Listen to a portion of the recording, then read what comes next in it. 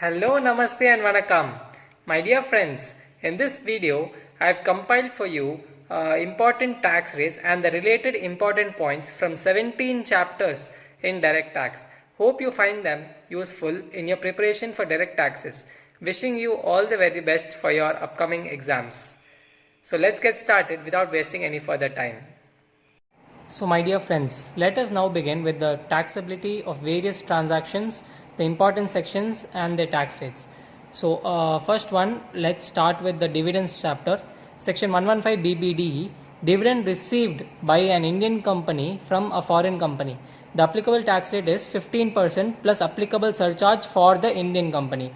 So one important thing that you have to note here is that if the Indian company holds more than or equal to 26% of equity share capital in foreign company, if not, then it is taxable at normal rate only. So this section 115 BBD will be applicable only if the Indian company holds more than or equal to 26% of the equity share capital in foreign company.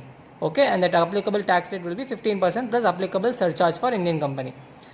Next section 115O, tax payable by domestic company on distributed profits after reducing the dividend under section 115O1A.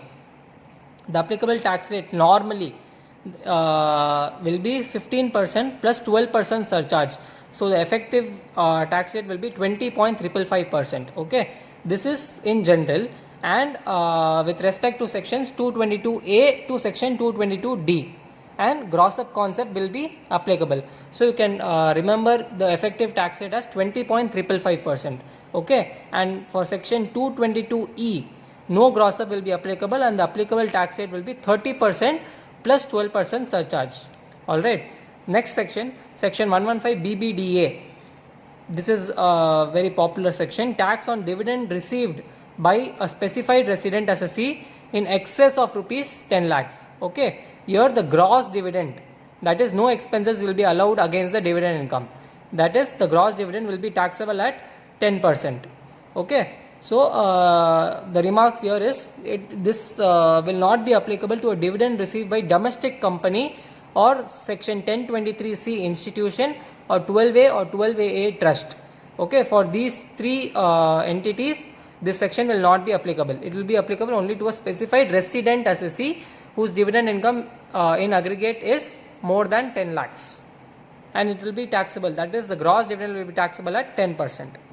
Alright, next section 222E, deemed dividend received from closely held company. We saw this over here. This rate was applicable in hands of company. Here it says deemed dividend received from closely held company. It will be exempt under section 1034 in the hands of shareholder, and section 115 BBDA will not be applicable. Okay, moving on to the next section 46(1), distribution of assets of company on liquidation. In the hands of company, 15% tax rate plus 12% surcharge will be applicable. That is, we have already seen this in section 222C. Okay, the same thing was there, 15% tax rate plus 12% surcharge in the hands of company. Capital gain will be applicable for shareholders and no capital gain for the company. They will only have to pay this tax on distribution of assets on liquidation. And section 115QA, tax in the hands of domestic company, be it listed or unlisted, with effect from 5/7/2019. Tax on distributed income. What is distributed income? This is from buyback chapter. Okay, so distributed income is buyback price minus issue price. Issue price will include premium. So distributed income is equal to buyback price minus issue price including premium. What is the tax rate in the hands of company? 20% plus 12% surcharge. No tax treatment in the hands of shareholder. If section 115QA is not applicable, no tax for company, but capital gain will be applicable for the shareholder as per section 46A. Alright, next section is in relation to chapter mutual funds. Distributed by mutual fund under IDF, that is infrastructure debt fund, to non-resident or foreign company. The tax rate will be 5% plus 12% surcharge. Okay, moving on to the next section 115R, distribution by equity oriented mutual fund to any person, and the tax rate will be 10% plus 12% surcharge. Again, section 115 distribution by money market mutual fund. Here it was equity oriented mutual fund, money market mutual fund or liquid fund or any other fund to individual or HUF, tax rate is 25% plus 12% surcharge, and to any other person it will be 30% plus 12% surcharge. Okay, so how you can remember? If it is mutual fund under IDF to non-resident or foreign company 5%, if it is equity oriented mutual fund to any person 10%, money market or liquid fund or any other fund to individual or HUF 25%, and to any other person 30%. So it is 5, 10, 25 and 30, and 12% surcharge will be applicable for all. So we'll see few common points for point number 7 to point number 9. Here are the few common points. Tax is to be paid by mutual fund or UTI, that is a specified company. Income received by mutual fund or UTI, specified company or administration fund is fully exempt. Okay, and income received by unit holder from mutual fund or UTI is exempt. However, capital gain shall apply and the gross up principle shall apply. Okay, like how the gross up principle was applicable here in section 222A to 222D, here also in case of mutual funds it will be applicable. Moving on to point number 10, section 13A, in respect of income of political party. In respect of political party, you have to know that only PGBP income is taxable, and IFHP, that is income from house property, capital gain, and IFOS, income from other sources, will be exempt if the conditions are satisfied. Okay, there are certain 4 or 5 conditions that you can see in compact. So only PGBP income is taxable generally. And in case of income of electoral trust under section 13B, any income other than donations will be fully taxable, which means donation income, only donation income is exempt if conditions are satisfied, and for these conditions you can refer BB Sir's compact book. Okay, moving on to next point, section 167D, in respect of AOP BOI chapter, tax on AOP or BOI if the share of members are known and all the members have net total income up to basic exemption, then it will be slab rates. Okay, and in other cases, that is other than point A case, what will be the tax rate? 30% plus 37% surcharge, tax at MMR. Alright, and one of the points that you have to note here is that salary, interest, bonus or commission, all these paid to the members is to be disallowed while computing PGBP. Loss of AOP or BOI to be carried forward by such AOP BOI only. Okay. Next section 115 JC, AMT, applicable to all assessees except company. 18.5% of adjusted total income plus the applicable surcharge. AMT will not be applicable to individual HUF, AOP, BOI, artificial judicial person if the AMT amount is less than or equal to 20 lakhs. Okay, remember this, less than or equal to 20 lakhs, and the applicable tax rate, that is AMT, is 18.5% of adjusted total income, and the applicable surcharge will apply. And section 165 of Finance Act 2016, that is equalization levy, the equalization levy rate is 6% flat, no higher education cess at 4%, and the equalization levy will not be applicable if the aggregate amount received by non-resident from the payer is less than or equal to 1 lakh in previous year. That means equalization levy at 6% will be applicable only if the amount received by the non-resident from the payer is more than rupees 1 lakh. Okay. Coming to section 115 JB MAT provision, MAT applicable to all companies only. Here AMT was applicable to all assessees except company. MAT is applicable to all companies only. And what is the MAT rate? 15% of book profit. Here it was 18.5% of adjusted total income. Okay, so MAT rate is 15% of book profit plus applicable surcharge. And MAT is not applicable to LIC or person exercising option under section 115 BAA or BAB. Okay. Next section. Section 112A, long-term capital gain on transfer of equity shares, equity oriented units or units of business trust. what is the tax rate? 10% in excess of rupees 1 lakh if STT is paid, or else 20% with indexation, whichever is lower. Okay, out of this, whichever is lower, the assessee can choose. And the important point you have to note here is that no indexation benefit, no rebate under section 87A, chapter 6A benefit, no will not be available. Okay, and no STT was applicable before 1 October 2004. So STT, Securities Transaction Tax, became applicable only after October 1, 2004. Next section, section 112, LTCG on transfer of any other asset, direct rate at 20%. STCG under STCG on transfer of equity shares, equity oriented units or units of business trust under section 111A, the rate is 15% if STT is paid. Your rebate is allowed. Rebate under section 87 is allowed. Indexation benefit is not allowed, obviously, because it is short term capital gain, and chapter 6A deduction benefit is also not available for section 111A. Moving on to the next section, section 115 BBC, tax on anonymous donation received by trust.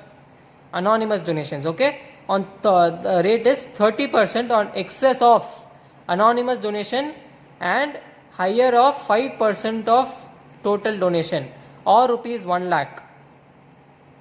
Okay, so out of these two, whichever is higher, and anonymous donation, you have to compare, and on the excess amount you have to apply rate at 30%. Anonymous donation received by wholly religious trust for wholly religious and charitable purposes will not be taxable under section 115 BBC. Okay. Next section, 115 TD, related section, tax on accreted income, exit tax. 30% plus 12% surcharge will be applicable. This shall be in addition to income taxable in the hands of entity. Okay. Section 115E, tax rates for NRI, long term capital gain on unlisted securities. Okay, this long term capital gain on unlisted securities 10%. If it is listed, then tax rate will be 20%. And tax on interest or investment income, it will be 20%. This is optional to NRI. Okay, this is not a mandatory provision. NRI, if he wants, can choose these tax rates. Section 115A, royalty and fees for technical services received by non-resident or foreign company. 10% if DTA rate is lower than that rate. Okay, normally it is 10%. If the DTA rate is beneficial to the assessee, then that rate will be applicable. And income received from UTI or mutual fund, rate will be 20%. Okay.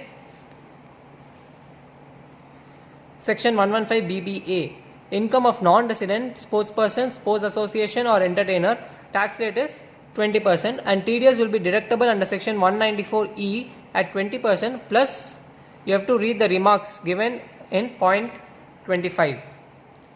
That is here.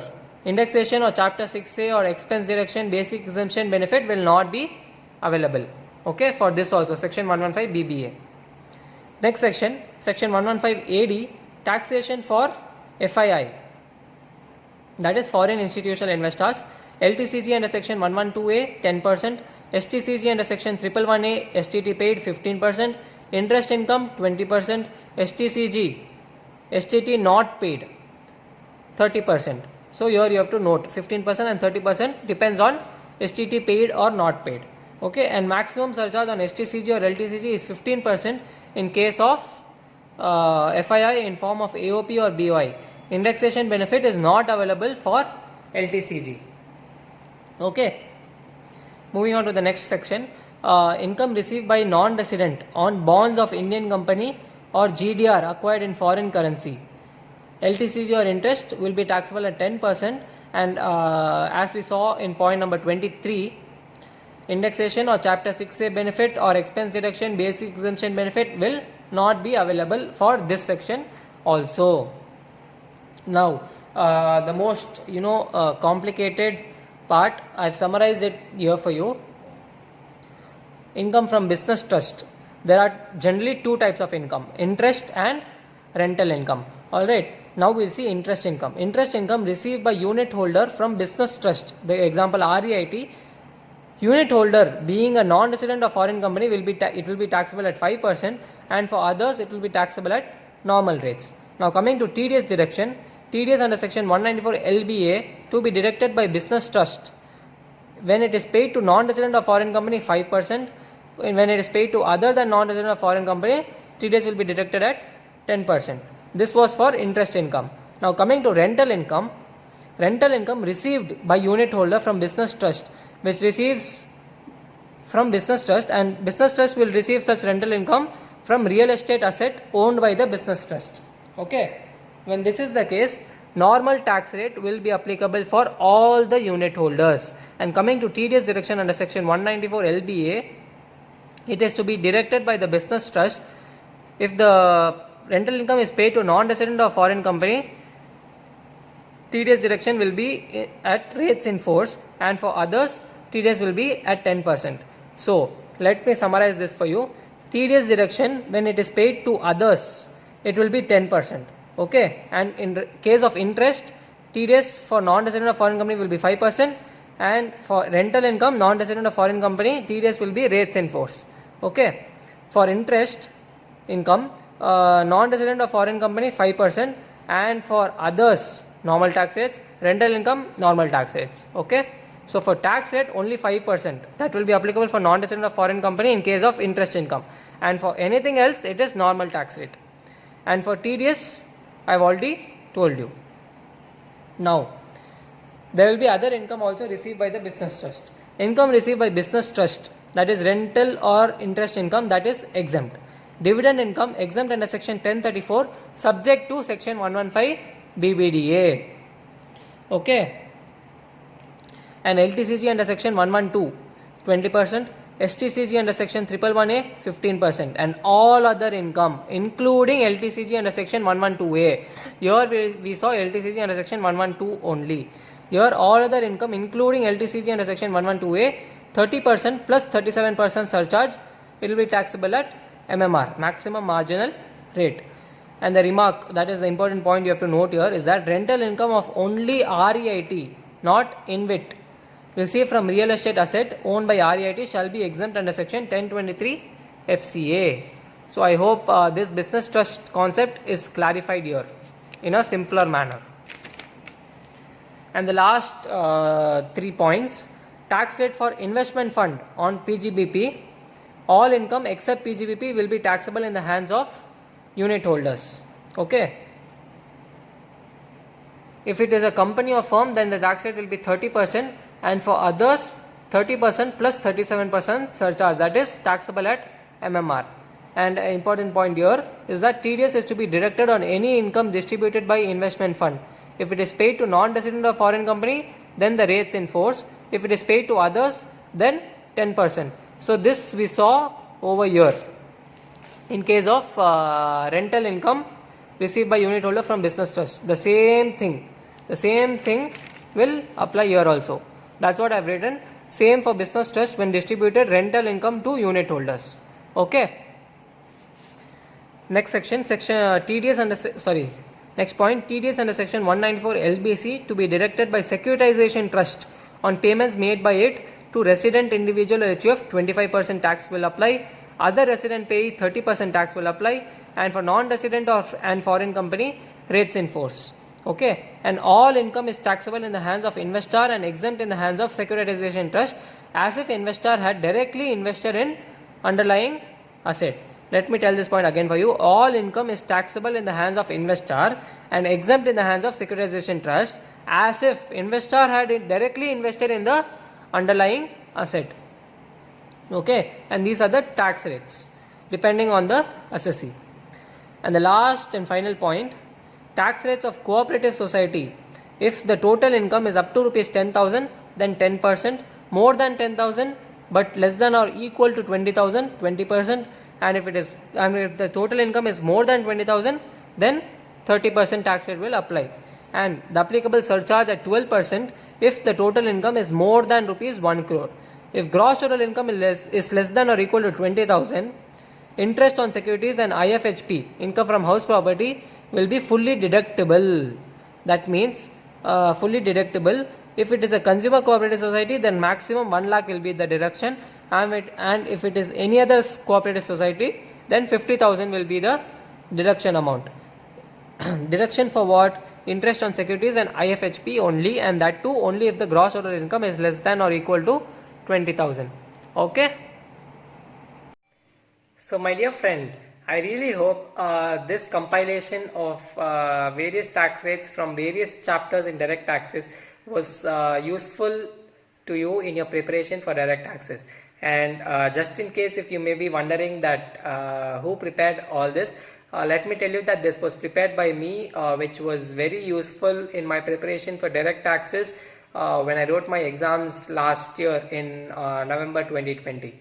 So anyway, I'll be uploading further videos, and for just in case so that you don't miss any of my upcoming videos, do subscribe my channel, and if you find this video really beneficial, do press the thumbs up button and share it with your friends so that even they may find it beneficial.